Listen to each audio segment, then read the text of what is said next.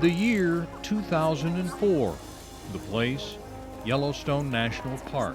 The event, a birthday celebration. And so it's been 100 years since men and women first walked through those oversized red doors, stepped into this lobby, and looked up in wonder. The Old Faithful Inn isn't the biggest hotel in Yellowstone National Park. It isn't even the oldest. But of all the lodges in Yellowstone, the Old Faithful Inn is the most famous. It is a fame that has grown throughout a century of existence. You can go all over the country and people remember this. They've worked here, literally tens of thousands of people have been touched by this building. It is a celebration of a century of struggle, 10 decades of endurance in a hostile yet welcoming landscape. The sights and sounds of a 100-year memory are recreated.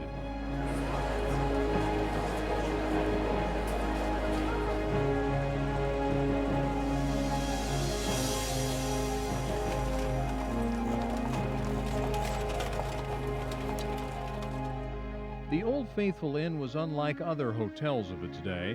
It was conceived in partnership with its surroundings, an almost perfect blend of environment and technology. Its closest neighbor and namesake, the Old Faithful Geyser, brought the limelight of fame to this architectural marvel. But the inn has held center stage on its own.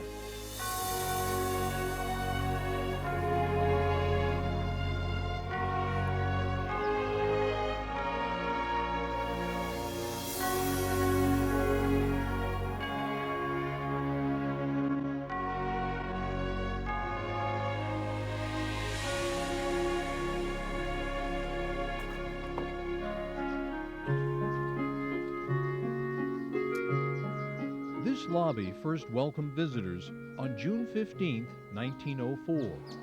The world was a much different place then. No automobiles, no computers, no airplanes, no terrorists. The inn has existed for a century of Yellowstone's history, and no doubt the relaxing warmth radiating from this fireplace has sparked reminiscences of an earlier park history. Generations of spoken words are silently echoing through the cosmic space of this room, the sensational excitement of new visitors, the somber wisdom of experienced ones, the reflective pondering about the first man to see these sights. And maybe, just maybe, the story the inn would tell would be something like this, if speech were possible.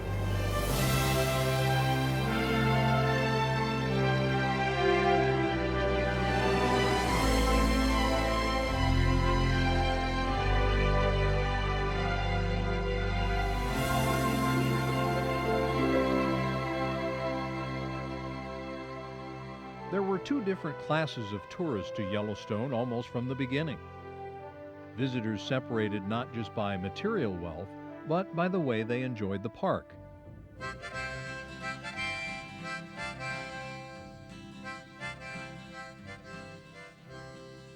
Sagebrushers camped, and dudes did the hotel tour.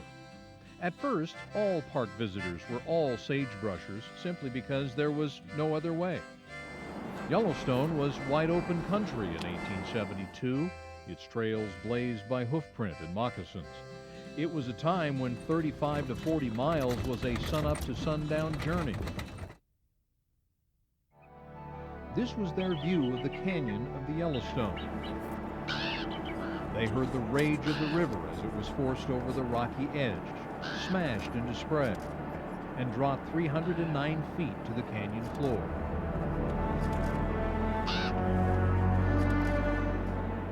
They saw countless hues of reds and yellows separated by a narrow ribbon of liquid emerald.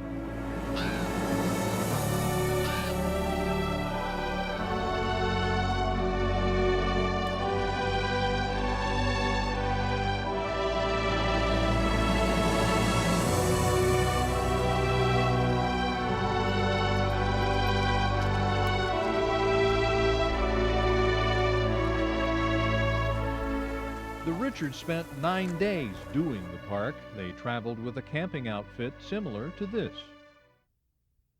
Before 1920, the first public auto camps were created. We call them campgrounds today. When they were originally created, they were called the public auto camps. Crude campgrounds were established complete with tables and restroom facilities. But those changes came with a loss of freedom. No longer could you just camp where night found you. The auto camp was here to stay. The cost to pitch a tent for you and your automobile was the same, free.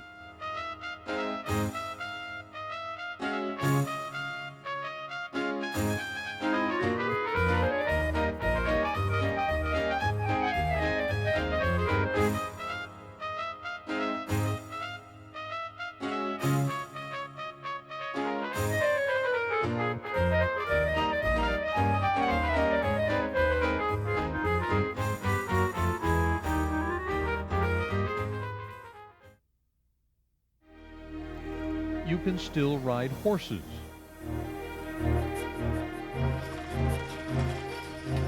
Take a stagecoach trip.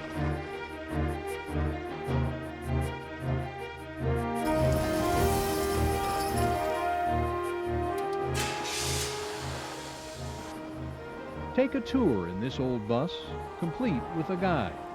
Oh, white pelican just came in for a landing there. Another one right We have a huge breeding population of American white pelicans here. Whenever you see one, they Even participate in an Old West cookout,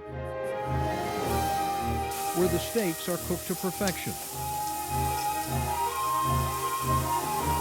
The coffee heated over an open flame. And no one leaves hungry.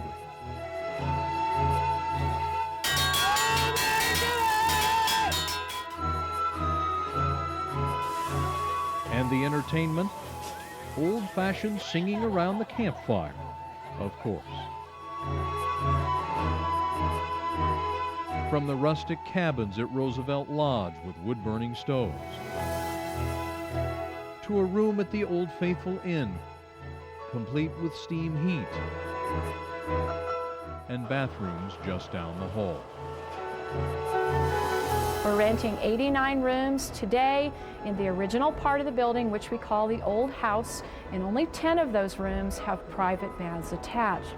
For the most part, when you stay in the historic part of the building, you stay in the historic way.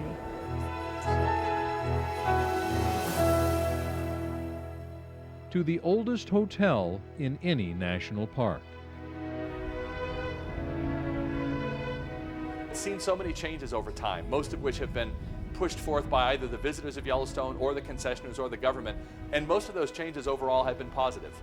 It would probably say that it misses the time when large steamboats plied Yellowstone Lake and brought many of its patrons over on a lazy afternoon of chugging across the lake. And at the same time, it would probably appreciate the democratization of Yellowstone that the automobile brought, that allowed Americans a far greater range of income to be able to come and enjoy a park that all of us support with our taxes.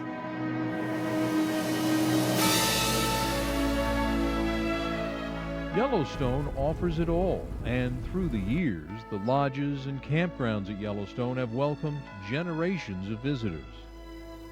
At first, with then modern conveniences, and now with an ambiance of an age long past.